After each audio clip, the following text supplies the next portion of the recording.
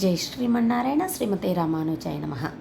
మన మార్కాపురం పట్టణంలో వేంచేసి ఉన్నటువంటి శ్రీ లక్ష్మీ చెన్నకేశవ స్వామి వారి కోవెలలో 4వ శుక్రవార సందర్భంగా శ్రీ రాజ్యలక్ష్మి అమ్మవారికి వరలక్ష్మి వ్రతంగా సుహాసినీలందరూ కూడా పాల్గొని చేశారు.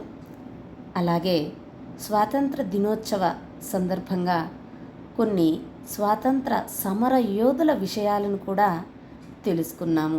మరి ఆ వీడియోను వీక్షిద్దామా?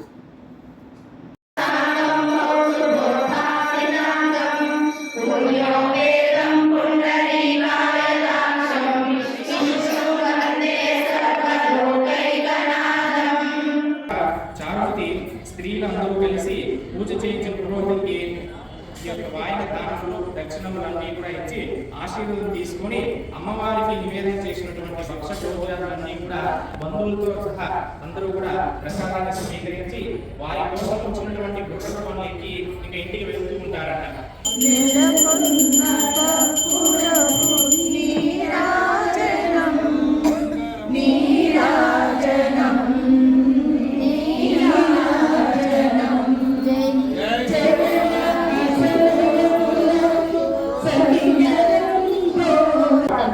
వ్యక్తిగత స్వాతంత్రం కాదు, వ్యక్తిగత స్వాతంత్రానికి లోనవుతే దేశ అభివృద్ధి నాశనం అవుతుంది.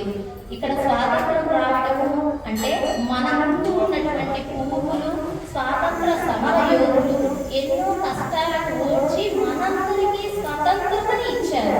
అటువంటి వారిని ఈరోజు స్మరించుకొని వదిలివేయటం కాదు, వాళ్ళని ఒకసారి గుర్తుకు తెచ్చుకొని వాళ్ళు ఆచరించినటువంటి ఆచరణ ఏమిటో తెలుసుకొని ఆ ఆచరణకు మనం కూడా పర్యంతం మనదాకా తీసుకొని వచ్చి మనం కూడా అభివృద్ధి పదంలో ఎదగాలని ఇటువంటి దినోత్సవాన్ని ఆ రోజు జవహర్లాల్ నెహ్రూ గారు ఆ ఢిల్లీలో అక్కడ చేస్తే ఇప్పటికీ కూడా ఈ దినోత్సవాన్ని ప్రతి ఒక్క ప్రభుత్వ కార్యాలయాలలో పాఠశాలలలో జరుపుకుంటూ ఉన్నాము.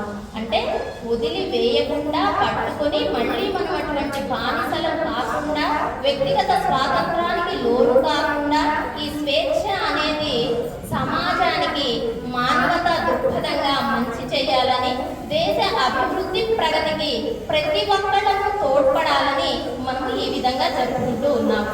అయితే ఇది కోవెల కాకపోతే చెప్పేది తెలుసుకునేది మనం ఉండేటటువంటి సమాజం దేశం కాబట్టి ఈ ఒక రెండు ముక్కలైనా చెప్పడం జరిగింది, అన్యదా భావించవద్దు. జై శ్రీమన్నారాయణ.